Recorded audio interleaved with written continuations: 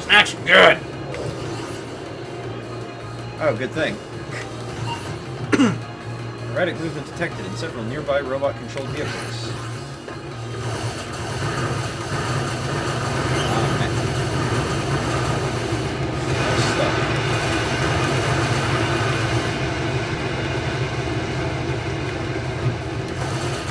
So did that completely remove a challenge?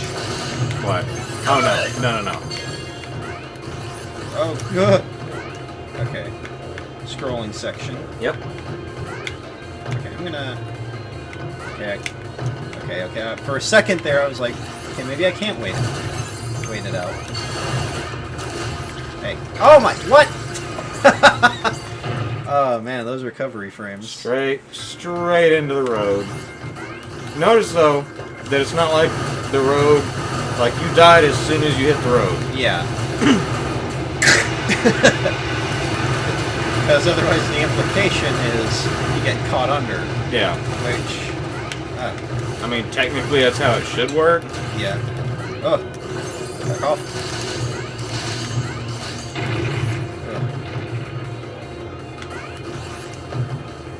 Alright, come on. Come on. Thank you. No. Good!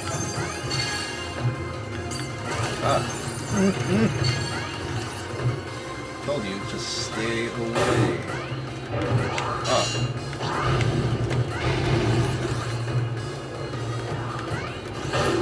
Oh yeah, by the way, he cuts cars. Yeah, I can see that.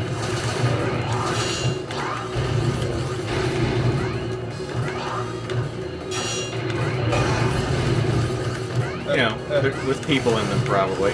Right. They don't seem very occupied. Ow.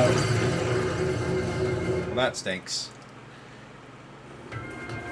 Let's see. It smells like asphalt and failure.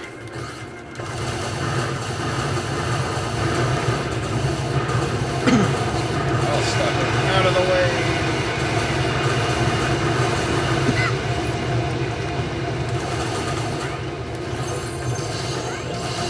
Get off my screen. Ah! I overcorrected myself. Alright. But I get it. System ready? Go! Let's see. Yes. You say yes. Brand says No. Ow. That's fucking sign did. Jump, slide. Die. Hey, mate. Hey, Ow. maybe they designed this as payback for that section. Perhaps. You get to shoot the fucking signs. Good!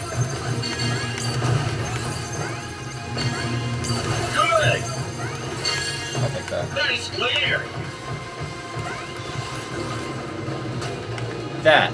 Like that, like, splash damage. Almost. Well, no, it hops when it hits an edge. Oh, okay. It's literally the tires from Mega Man X, because they do a little hop when they hit the end of their... Oh!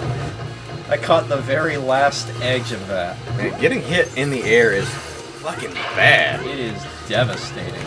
Whoa. Faked me out. Oh, this jerk.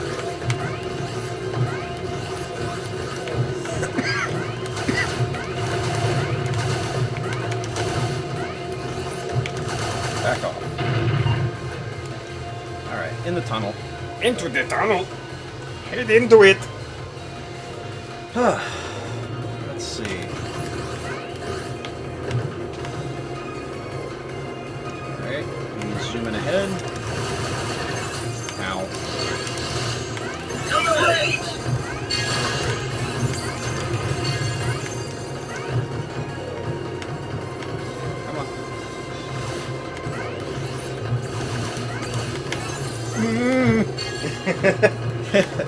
Make interesting noises when you're trying.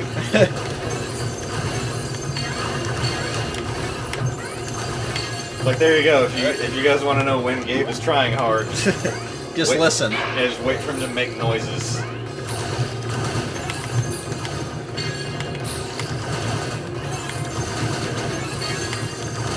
Look.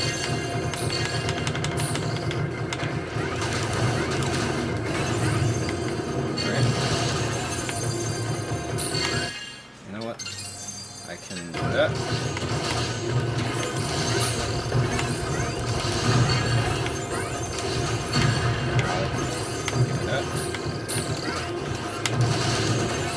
Point clear. Well, I got a life.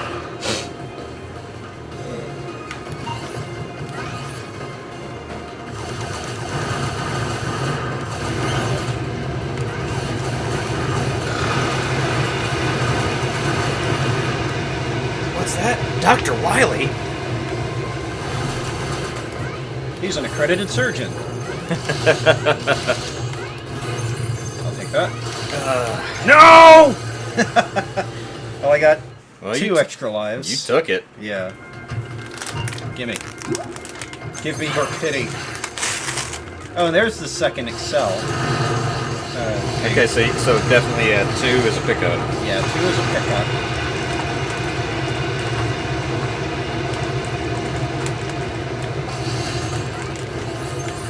No, mother... I keep overcorrecting. I don't trust the jump enough. Okay, pro tip. Don't do that. Yeah. Pro gaming tip! Don't do that.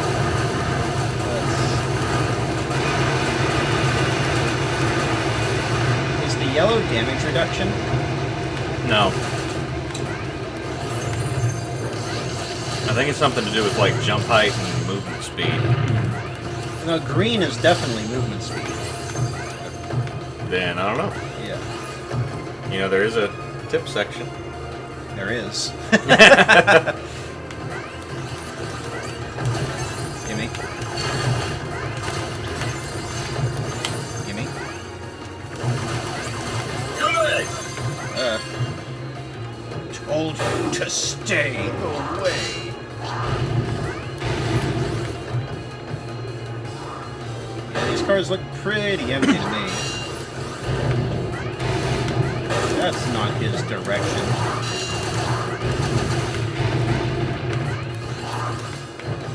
Okay. Oh.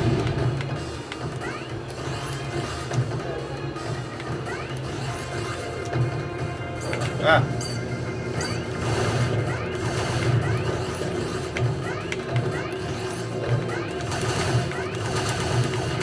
Ow. You jerk.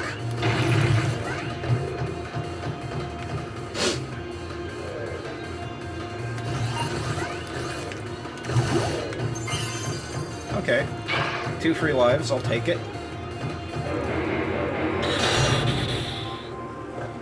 Nice open. Why, Beck? Why won't you give up? Here to pump. Come to save you, Brand.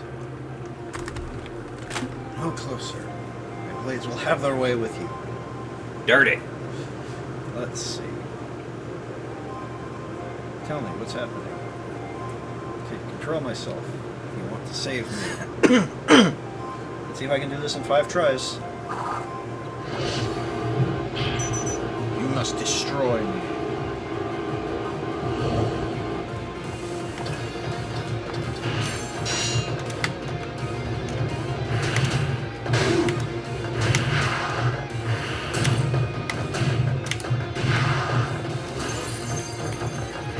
Oops.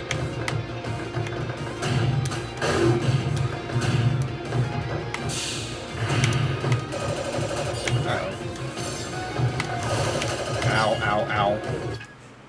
Oh, no. Whoa. Whoa. Oh, oh. Okay, okay. Ow.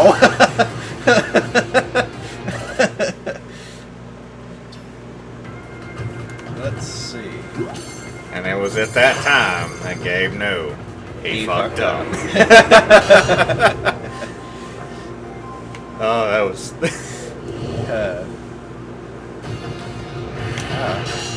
Get it! Get it! Get it!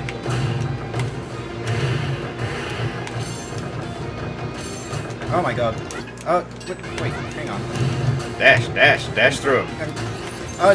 Shoulder button. God damn it, I forgot. Ow. You're out.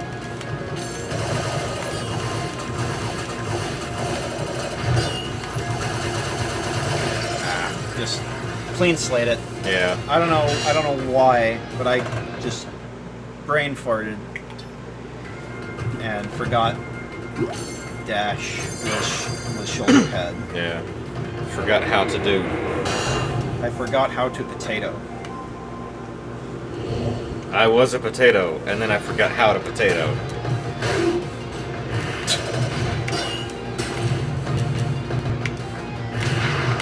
Wow, that really fucking hurts him. Especially if you spread out the hits. Like, if you chain him, it doesn't hurt as much, but when you spread it out, it seems to hurt more. Boom! Suck it! Alright. Okay. No. No. Ow.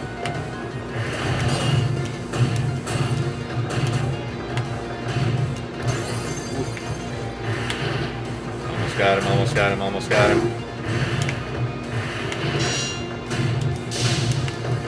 Oh, crap. Switch. Fuck you! Yeah! Oh, okay. Oh, that was so close. Well, yeah, I still had 2 more lives, but Clutch City. yeah. I thank you. Mission Clear. Fuck your thank you. Give me money. So now we're halfway through the roster. Give me money. Absorptivity average 93.75%. D. This game gave you the D. And Brandish. You get swords. You get to go stabby stab. Or slashy slash. I think it's slashy slash. More slashy slash. More slashy slash. Alright, well now that we're halfway through the roster, new tips have been added. It gives you tips on like the weapons you've unlocked and... Yeah, sorry. I think that was reflux. Yeah. Yeah. You want some water? Yeah. And I think I'm gonna call it for now. So This is Coke. that's fine. Or... I can get you some actual water in it. Yeah. But yeah, I'm gonna call it for now. Yeah, since he's dying. So, hey, my deaths have been declining. Not in the game. I'm talking like, okay, you should see his face. He's over just like fucking dying with some reflux. Yeah. But I've had that myself. I know how incredibly fucking painful it is. So I get it. Yeah. Now that we're halfway through the roster and actually getting some weakness synergy going. Yeah. And I understand how the whatchamacallit, the advice system works. Yeah. That's very interesting. Like I'd almost call it overt, but at the same time it's still interesting. Yeah. That you get this little bit of extra dialogue. Yeah. Yeah. So far, like the game is flawed. I accept that. So that the game is flawed and it has its control foibles that I find a shortcoming. Like I wish like the example with the dash jump. Yeah. If there was one. Air quotes. Yeah. Dash jump. It's like the problem with the dash jump is there isn't one. There is, but it's really hard to pull off. You have to jump in the second half of the dash animation. Yeah. because if you can't, but you can't dash at the very end of it because you don't sustain the momentum. Yeah. If that, because it's super duper easy to dash jump in the X games. Yeah. Like it's so easy. Like you push both buttons together. There's like almost no delay. Actually, if you press both at the exact same time, there's not even a dash animation on the ground. You're just immediately dash jumping. Yeah. Now, I mean, I could see to where, like, if they were doing it really different, I could see it to where if you could do the dash jump at the end of the dash, it could force you to do it a certain way, but it would still be there. Right. And there are some... I don't know if it's a feature that you can change direction mid-dash. It probably is. It wouldn't surprise me because being able to like initiate a dash in one direction and immediately turn around has actually saved my life. I'm thinking that it is designed that way. But then again, X had that level of control also. Yeah. Which is good.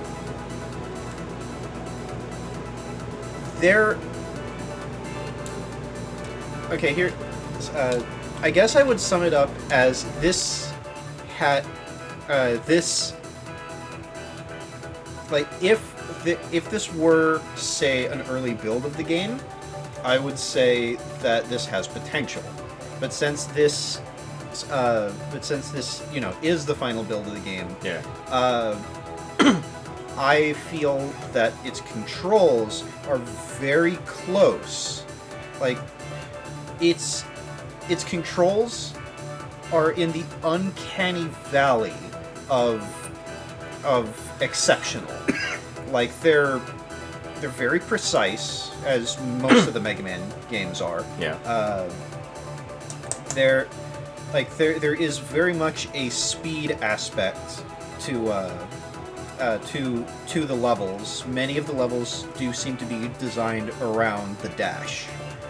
Go faster. Yeah, go faster. Because even Pyro's stage, if you're fast enough, you can actually outrun all of those collapsing towers. Yeah, exactly. But that's if you're fast enough. Yeah, that as that was my first stage in getting used to the controls,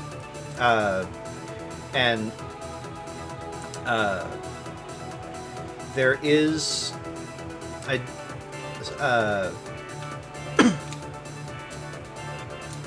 the bosses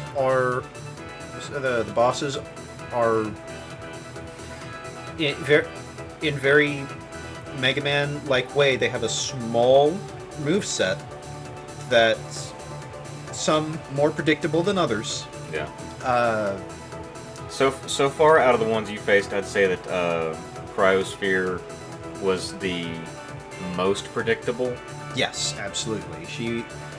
Once you understand how her first water tower phase. Yeah, I would say that out of all 8, my opinion is that Pyro is the least predictable. I think. Now, I mean, based on what you were saying on his whatever pose he struck before running, if he struck one. Yeah. Determining which one leads to which move. That like it requires you to pay really, really close attention to him. Yeah. And if you're not paying close enough attention, he's just gonna run all over you. Yeah. And then second phase of his fight, he just makes it fucking worse. Right. So so for Pyro, what I caught was when he raises his arms above him, that's his jump. That's his body slam. When he jumps over and slams down on the far side. When he takes the sprinter's stance, he does the run straight across, and if he gets within a certain distance of you, body check. The last one, I wonder if anybody could effectively, I know it's not a thing, but effectively perfect guard that by dashing to the left at just the right moment. I feel I wouldn't want to try it. Right. I feel like like the trigger, the right trigger, the jump away thing, Yeah. is the key to his run up and explode one, because that one has another unique stance, but I can't remember what it is. I think it's he like pounds his fist or something, but like I'd have to fight him again to really. Yeah.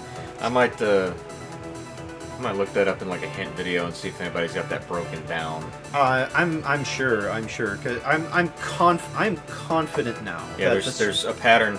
It's not a pattern in like the way he runs. It's a pattern in his stances. in how he initiates.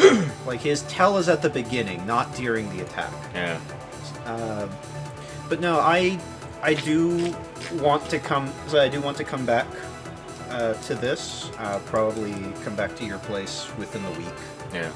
Possibly tomorrow even. I'm not working tomorrow. All right. I shouldn't have. Also, any full plans. disclosure, part of what's taking so long for these videos, because Yeah. By now, there's a massive time gap between the last Undertale videos and what I'm uploading.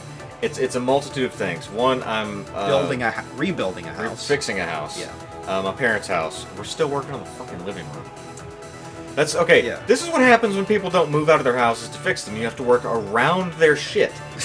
And I built my house that way. It is not easy. Right. When you're having to work around your shit. Your own living And situation. I don't say shit as in like junk and I'm just saying shit as the collective of your shit. Yeah. As in get your shit together and move it the fuck out of the house so I can work easier. Right. I've been doing that. I'm taking some Udemy classes for Illustrator, Photoshop, like the whole fucking suite. Yeah. Because it'll help me with game development. It'll help me with my channel. It'll help me with a lot of things. Yeah. So by the time this video comes out, you will probably already see the fruits of his. Yeah, because the review preview video was the last one that he put up as of this as of this recording. So you're like anything between like any Undertale videos before the Pacifist Undyne fight. Right. Anything like that came out is going to be in Adobe Premiere Pro instead of what I had. Yeah. I'm not even going to name it because it was shit. I am not going to give it the time of day on this particular channel because it pisses me off. Fair enough. Well, that in conjunction with another program, it was really restrictive in what I could do. And certain file formats, certain things that I could and couldn't do, certain things that the way you added them and what you had to do with them to even get them in there in the first place. There were certain things that I wish I could do in some of my videos, and I just couldn't because of the software. Right. So we have her weakness, which I'm guessing is Sword Guy, Brandish. Yeah, because think about it. Cut an electrical cable. Okay. Very similar to Cutman Electman. Okay, I can see that. Blade's hunger, waiting to be unleashed. The lighting here is unstable. No stranger to darkness, but Beck should be wary. He's a little dark. Right. He's basically like, oh, you saved me. Let me stab somebody for you. He's fine. He's normal. He's good. So he's living the dream. Yeah, stabbing people. I don't know. I mean, between the classes and everything else, and of course I'm also still taking the programming classes, same thing. It's a lot of shit that I'm juggling. Yeah, definitely. That, and I've also been, like, when I burn out too much, I just zone out and start playing other games. Yeah. Some of which I've really liked, like Rhyme, which I do want you to experience, but only if you have enough time to finish it. Yeah, certainly.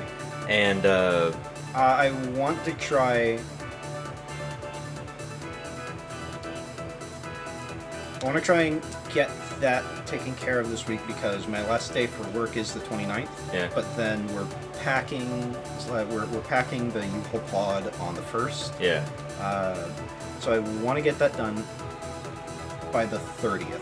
Okay. Like by the 30th. That's fine. So if we can make time for it, cool. If not, see, see, like that's the thing. That one, that really is one of those games that like Sitting down in one session would help, and like, sitting down in one session would be best, but watching somebody play it would not be the same. right, certainly, because you have to It's kind of like Undertale in that Yeah. regard. It's if you're not the one playing it, there isn't as much of a realization at the end. It doesn't come together as well. I think Undertale is also one of those things that ideally would have happened in a single sitting, at least one of the playthroughs. Yeah, even though it's considerably longer than Rhyme. Rhyme is nowhere near as long as Undertale. Like, Like, okay, the entirety of Rhyme, right. the entirety is maybe shit. If you're going quick, it might be like one of the modes. Yeah, Either, neutral, whatever. Like it might be one of those. one playthrough. Maybe. Yeah. And if you know what you're doing, kinda. Because if you remember, my neutral took a long time because it was new game. Yeah, new games spread out. So, and we're really running long on this. It's I know it's your channel, but like we're getting Lots of stuff. Yeah. So Pretty sure I there's a sandwich demon. somewhere in there. Yeah. Yeah, go ahead. But no, I would like this game. This game has issues. That's fine. I admit that. I accept that. I personally find it a faulty logic, at least to me. At least to me. Like some people think about money differently, or people think about money differently. I don't find, because I'm not missing that $250. It would have probably gone to something. It probably would have gone into a third-party Transformers toy if it hadn't gone into this. So.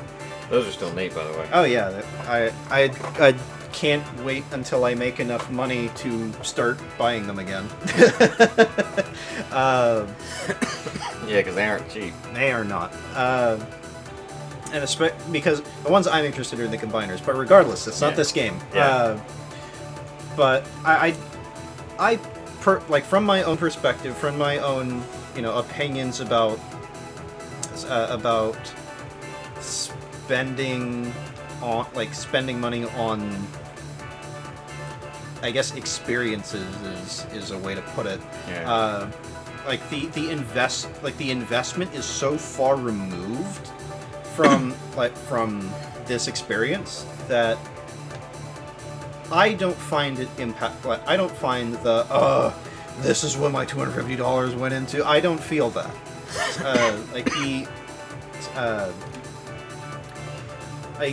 Yes, there are many aspects about the in-game art style that could be improved. I think we never finished on that.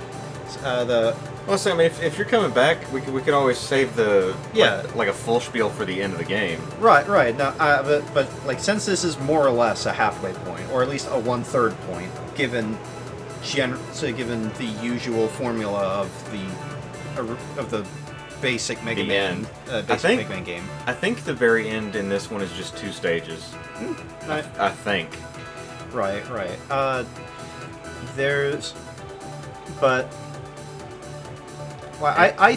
I think personally that Concept's major fault with the development of this game was using Unreal 3 specifically, because of the way that because of the way Unreal Engine licensed itself.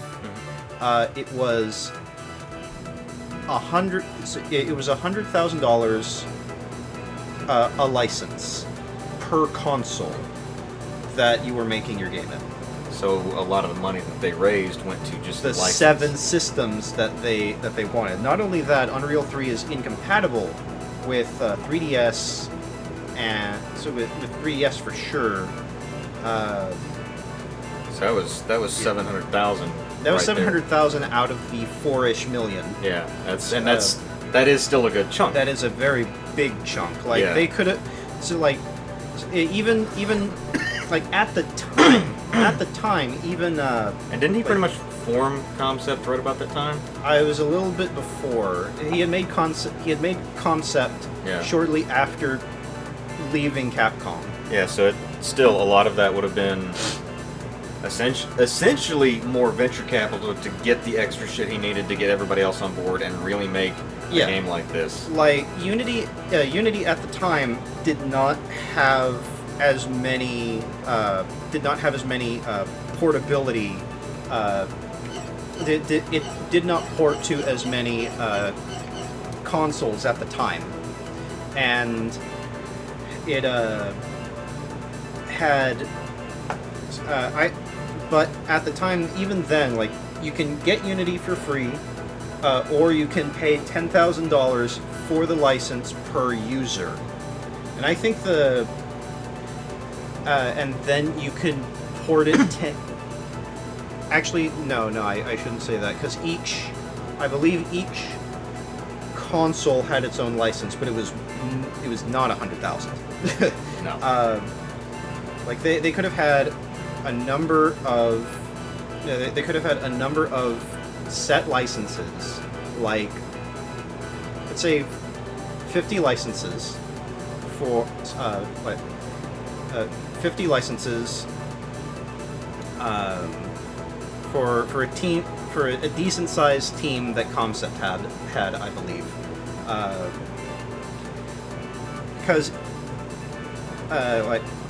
because once you buy the license for Unity, you have the license forever, basically. Yeah. But like Unreal Engine was 100,000 per console per game. Fuck. Yeah, each game you had to re-buy the license at the time that this game was being made. Wow. Yeah. That is. Wow. Yeah. Expensive. But And people wonder why it was so fucking hard to break into the gaming industry. right. Because, like, oh, Unreal. Like, do you realize how fucking expensive that was? Yeah, to have the full power, to have the unlocked engine, because Yeah. there were things that were made in the free version of Unreal, but its abilities were significantly kneecapped by that pay gate. Yeah, but then you look at, like, game after game after game getting made with Unity and other engines. And yes, the early days of Unity showed poor examples of people making games in it. But if you want, and Jim Sterling has pointed this out, that like Hearthstone of Blizzard fame is made in Unity. It doesn't. Is it? Yeah, it's made in Unity. It doesn't say in the game, but it's made in Unity. Hot shit. Yeah. I didn't know that. And like between now and then, they may have made enough changes, or they may still be using it. Let's look like, okay, something else. The engine that we were learning at Lee College, Vaguely. it's Torque. That's what it. Torque, yeah. Torque had a, nice little list of games that had been made with it, Yeah. but nothing that was really. Nothing that had anything to sneeze at. Not really, no. Like, I wouldn't say AAA. I'd say more like a couple of A games At most. at best. Yeah. And it's not a bad engine per se. It has faults like every engine, has- but it has it was faults. also an engine in a time where it was also a game engine at a time when game engines were sparse and handcrafted. Yeah. So, and that's the thing. It was decent, but even from the early lessons that we had in class, I could tell this was basically like an entry-level engine. This was a basic setup with basic tools, and okay, it'll get the job done, but it was almost like you had to put way more work into it than, because the other engines, there were all kinds of things built in that with Torque you had to manually do. Yeah, so it was a better entry-level engine than its contemporaries, but its contemporaries were way better engines. Yeah. And now, the kind of games that they were using as examples for Torque, you're seeing a lot of those with Unity. Because Unity, frankly, is more powerful, more versatile, they're adding new and awesome tools all the fucking time. All the fucking time. So, like it's easier to crank out, and again, like Jim Sterling, the asset flips that you see, that's kind of a side effect of that. But Unity is an accessible engine with a very, very fair, like, okay, you can use our engine to make your games for free. You can make your games for free. We don't mind, but we're going. But you have to do it with a more limited set of tools, and but if you make at least $10,000 off your game in a single year, we ask that you buy our license. And actually, their license wasn't $10,000. That was that. If you make $10,000, please buy our license for $1,000. Yeah, that's like the trigger amount. Yeah, I think. And then is it if you make 100,000, they pretty much force you to? Maybe it was 100,000. I can't remember. Like if you have to hit There's a milestone. There is a milestone. Obviously, we can double check this. We can make sure. Either way, there's a milestone that you can hit. Yes, Future Chris has already been correcting us throughout this entire conversation. So. Yep. Most of it doesn't need correcting or double checking. Most of it. Because, or at least there's a lot of it that I'm not going to. Right. There's a lot of stuff that I'm not going to bother with, but typically I only follow up with that if it's something that one of us is like definitely wrong on, or not necessarily wrong, maybe technicalities or things we didn't know about, or things that are just really fucking bugging us. Yeah. So there's that. So there's some things throughout this playthrough that I'm going to check, but most of it probably not. But yeah, I think if they had used that Secret Life of, though, I'm fucking with that. I think if Concept had used an engine like Unity with a much lower license per user, they would have had a lot more money to play with. They would have had a lot more. They would have had easily another $500,000. Easily, I don't think they would. I think they would have had another $600K. That'd be a good ballpark. Just say another $500,000. That'd be a good ballpark for that. An extra $500,000 for polish. That, and if they had, because I've said, actually, you and I both said this many times. If they simply reduce the number of systems from all fucking 7, to like 4, the big 4, the Xbox, because at the time was the Xbox One out. It was on the way, I think. Okay, so they did this for the 360. They did it for PC, 360, PS3, Wii, maybe Wii U. I think Wii U. Okay. Again, we can double check these things. Xbox One and PS4, and then there were milestones. Well, actually, every single one of those consoles were milestones, basically. And then it was the 3DS. Now, see, that's the thing. They shouldn't have done that. Because Unreal Engine is not compatible. They would basically have to remake the entire game for it to function on 3DS. Honestly, what they should have done is they should have left it at the... Even though they were... They should have left it off the handhelds. So they should have left it off... At the time. Mm-hmm. At the time. Right. Port it later, when it's making money. Yeah. But leave it at the top gen system. Even though they're like PS4, Xbox One, they're like pretty much brand new. Leave it at the top tier. Yeah. And leave it digital only, except for backers that pay for that tier. Give them the hard copy. No hard copies in stores. That would have saved them a good chunk of money. They may have done it like that. I can't remember. I think it was primarily digital. There may have... Yeah, I think it's... It might have been backers only that got the physical copies. Yeah, because there were custom USBs that were sent out to people who picked that tier. Okay. So ignore that particular check mark, but if it had just been PS4, Xbox One, Wii U, PC, they could have used, essentially, instead of having to alter the game drastically to match what those systems could handle, right? They could have made a build and then altered the build just to work on the different just like not to look different, but to function properly. That is porting. Yeah. So they could have essentially ported a version to 4 different platforms, or technically 3 because Xbox and PC are basically the fucking same. Like, there's very little difference between the two. I mean, hell, just look at the name. Like what it actually stands for is like DirectX box. Yeah. So it is a PC thing. Yeah. They would have had, if they had done that, if they had done Unity and just the 4 platforms, they would have had a lot more money to throw around to smooth it out, to polish it, to make it better.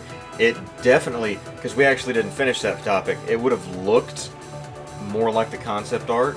Right. Or not the concept art, the like the teaser images. Yeah. It would have looked a lot more like that. It would have looked a hell of a lot better than, because I'm not saying this is terrible. It's not. It's certainly not. It's certainly not the worst. But when you stack it against what it could have been. Yeah, and like I think that's what a lot of people. I think that's what a lot of people get hung up on. And kind of fairly. I mean, I can't really shoot them down for that. Like I can't fault people for having wanted this game to be Mega Man 2.0. Yeah. Which is unfortunately what, like, fortunately and unfortunately, it looks like that's what Mega Man 11 is shaping up to be. And I say unfortunately because, like, I had huge hopes for Mighty Number 9. I did too. I was hoping that, frankly, like, Inafune would come out of just come out swinging with this awesome fucking game, and just RKO Capcom into their own coffin. Yeah, and basically show up Capcom like, okay, I'm leaving to do this. Screw you guys. Right. This is how it's done. And I have heard positive things about Recore though. It was another concept game. Okay. But I think it's only on Xbox One. I think. I'm probably wrong, but... Well, there's a lot of Xbox games that are supposed to be Xbox only, but you can get them on PC. Right. But...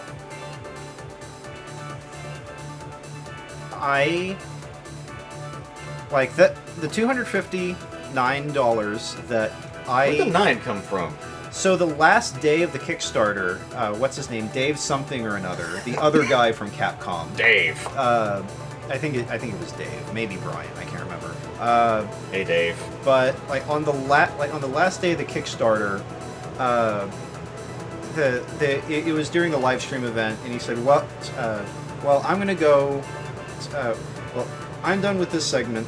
I'm gonna go and add $9 more to my backer pledge." And I was like, you know what? I can do that. Like that. And like 9 for Mighty Number 9. Yeah.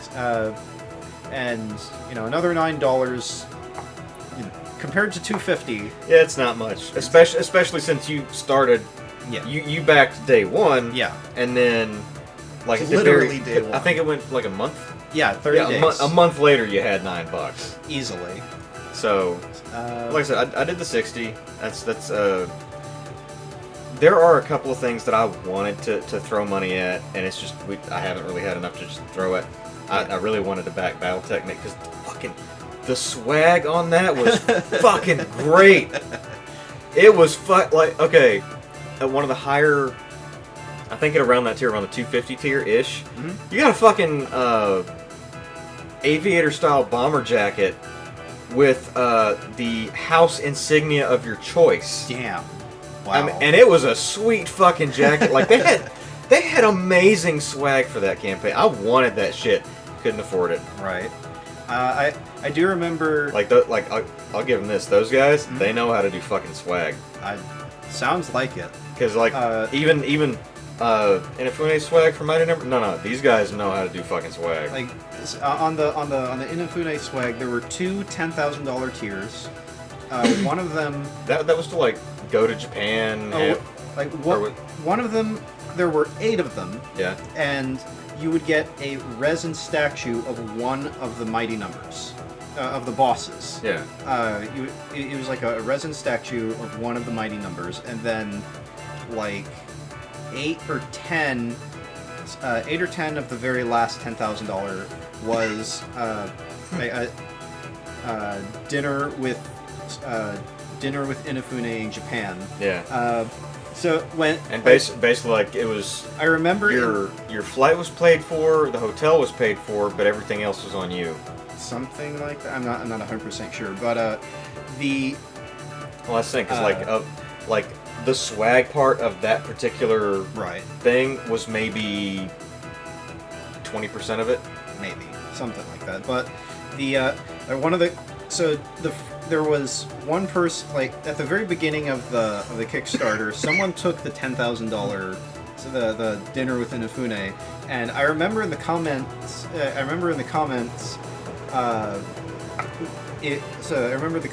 reading, someone took the $10,000 Inafune backer reward, and the response to that was, it's Capcom's lawyer. Well, okay, despite the issues with this game, I'll tell you this, if I'd had the money, I would have taken that $10,000 one, because I actually would thoroughly enjoy sitting down and having a conversation with Inafune. Even through a translator. Even through a translator, because you can understand, like, the game development culture in Japan is very different from here. Yeah. Very, very different. Very. Look it up on. I'll see if I can find a couple of links, and I'll Drop them in the description. Yeah, I'll have to. Yeah, because you can't do annotations anymore. Like, Yeah. videos that have annotations, keep them, but you can't add them anymore. Right. So I'll see if I can find a couple, because it's a very different culture, and what Inafune has done, and what like Iga for Bloodstained, what they have done. Yeah. Breaking away from their companies and basically saying, like, this old way of doing things is fucked. Because it is. It's like, they still churn out some decent games, but it's like, you look at what Capcom is doing, what Konami is doing, what these guys, what they're doing is fucking shit up. Yeah. And like they're tarnishing they're tarnishing their own brands. yeah, because we love their shit. Yeah. We eat that shit up. Give us more of it. Like, we will keep buying your shit if you keep making it. Yeah. I have bought... Because we are suckers. Yeah. I'm pretty sure I've bought Mega Man 1 through 6 like 3 times. Let's Through see. Nintendo. Yeah. Nintendo. I've had the cartridges of 1 through 5. I had the Anniversary Collection, technically twice because the first disc got lost somewhere. And then I bought Legacy Collection. Yeah. So I mean, that's, yeah, about 3 or 4 times that I've obtained it. And I've bought Anniversary I've bought Legacy Collection. So. And of course, when X Collection comes out, even though Yeah. I have X Collection on PS2, Right. I'm fucking buying it. No, I will support Mega Man in every way I can. Just keep making it. Yeah, just like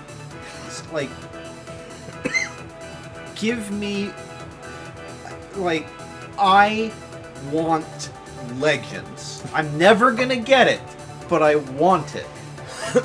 you realize that the E3 where Capcom announces, like, actually comes back with Legends 3.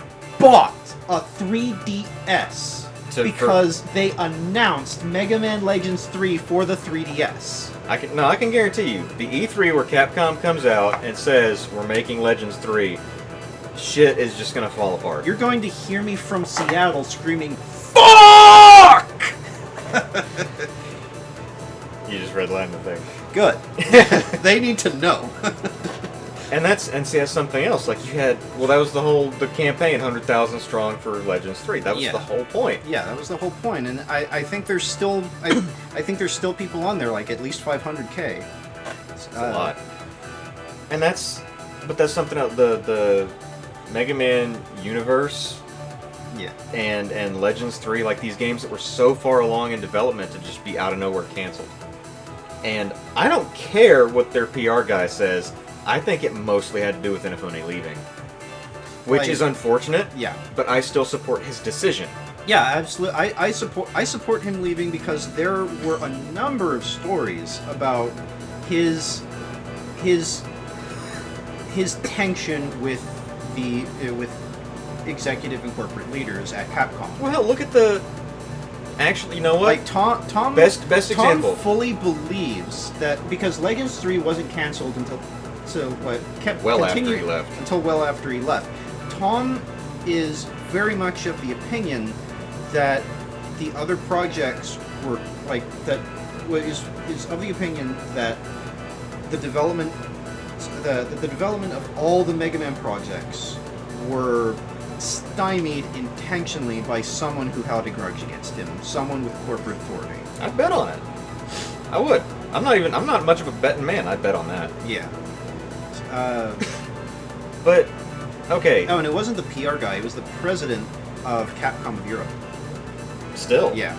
Like, who? Yeah, who cares? The who's aren't as terribly important as the whys. And I'm in agreement with Tom. I'm thinking that he left and somebody had an axe to grind. Or somebody's. Probably several somebodies. Yeah. Because, okay, look at the treatment of Hideo Kojima. God! Can't even accept his own fucking award because he can't go to the show. Because he's locked in a closet with their lawyer holding the key. Literally? So metaphorically. Okay, I was about to say that's fairly illegal in most places. No, he was I'm using a little a bit of hyperbole. He was basic. I like to call it hyperbole. Yeah, hyperbole. That's what I originally. That's what I when thought it was. Saw it. Yeah. Hyperbole. I want some of that. Welcome to the the shitty treatment of game developer podcast. But yeah, no shit. Yeah, ladies and gentlemen, if you think that game development, especially in Japan, is all fun and games, you have been fucking lied to. Yeah. There is crunch time. There is pain. There is ugliness. It is not. It is not for everybody. And not well, like Japanese corporate culture in general is very different. Very, very different. Like we don't have the number of corporate. So we don't have the number of American businessmen throwing themselves out of skyscrapers. Yeah. That they do in Japan. Yeah, it's like they screw up their job, throw themselves out the window. Like, well, not even like. Not even that, like the pressure, the stress. The stress, and it is super high. Because like, here, they have a term for it. It's so common. Yeah, here it's basically you get super pissed at your job. Your average person will either slog through and be stressed the fuck out, or just be like, "Fuck you, I quit," and walk away. Yeah. But again, that's our culture. The employee-employer culture is different in our country and their country. Yeah. And every country between us. And not just like the whole concept, a lot of the concepts of like saving face. Saving face is far more important to the Japanese than it is to us. Now, granted, I don't know if there's been a cultural shift since back in the day. I don't know. That might. But it's still a very different culture than here. Yeah. What is normal, what is acceptable, hell, just, okay, look at what passes for acceptable porn over there, and there you go, there's some serious societal differences. That actually reminds me of Don't say hentai. No. Of a podcast that I heard, listened to, speaking about more or less this same, so more like, within the same area of this topic, technically it's been gone over and over again. Like we're beating a dead horse technically. The culture in America. Like you said, the saving face is more important in Japan, but the approach of what you do to improve your life in America is you don't like your job, you don't like the place you're living in, like, so people encourage you, well, move, find a new place to live, find a new place to work, find better friends, things like that. Like, go and find somewhere that you will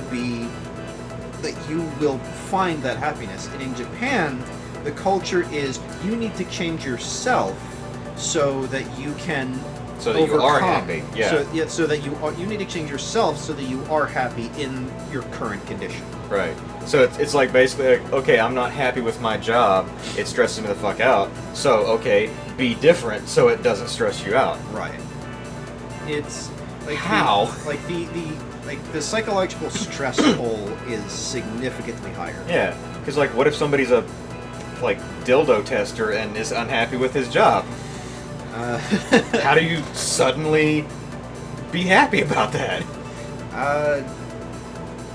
I guess it would take some experimentation. But pretty sure taking that job is experimentation. it's yeah. But anyway, Anyway, now to all the dildo testers out there, I'm sorry, not for what I said at all, but for your job. well, I mean, unless you really, really enjoy it. I mean, if you enjoy your job, I'm not sorry. but If you hate it, I'm sorry. well, I guess that's a topic that I am too logistically minded because I'm starting to go by. It's actually more it's someone on the like design side rather than the does it turn on and off side of testing. Yeah. But regardless,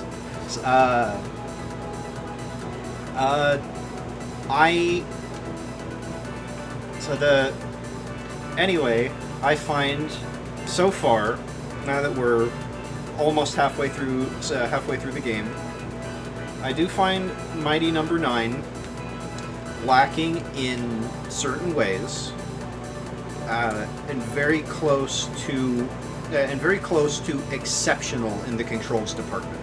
If it weren't for some of those just finagly, like, quality of life things that could have been smoothed out. The fights, very Mega Man, very flashy.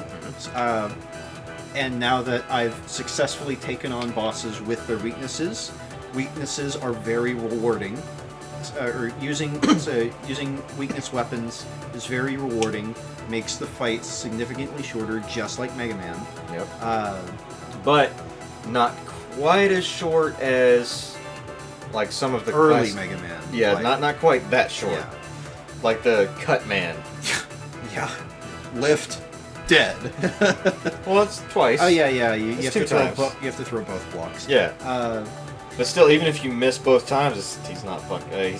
He's kind of meant to be first. Yeah. He's meant to suck.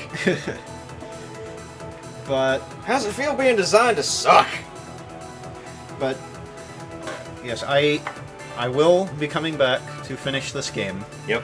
And this will be I am not going to help at all. Like, unlike Mega Man 4, I'm really out of practice with this one. Right. It's been a long time, so I'm not thinking I would do much. Basically, if I do a playthrough, Right. I'm going to be upping the difficulty to Maniac. Right. And I might at some point, but essentially to give it a break, no time soon. Yeah. Because I still technically have not beaten the game. I've gotten up to the very end, Right. and like I told you, I know how to, but I haven't done it yet. Right. And because there is a big difference between like watching a video and doing it. And I keep telling the fucking raiding guilds and raiders in general in World of Warcraft, like, did you watch the videos on the fight? Yeah, but I haven't done the fight yet. That's fine. Die. There's a big fucking difference between watching the videos and doing it. I've had the same conversation in Raids and Destiny. I hate that. I hate that argument. Yeah. Just watch the videos. It's not the Just same. watch the videos. Here's the Wikipedia link. Yeah, it's not the same. Yeah, you have to have completed this raid 10 times before you can go into this raid for the first time. Yeah. I love that. We can get into that particular argument at a different one, because I've got a lot to say about that. I bet. Anyway, we will free you.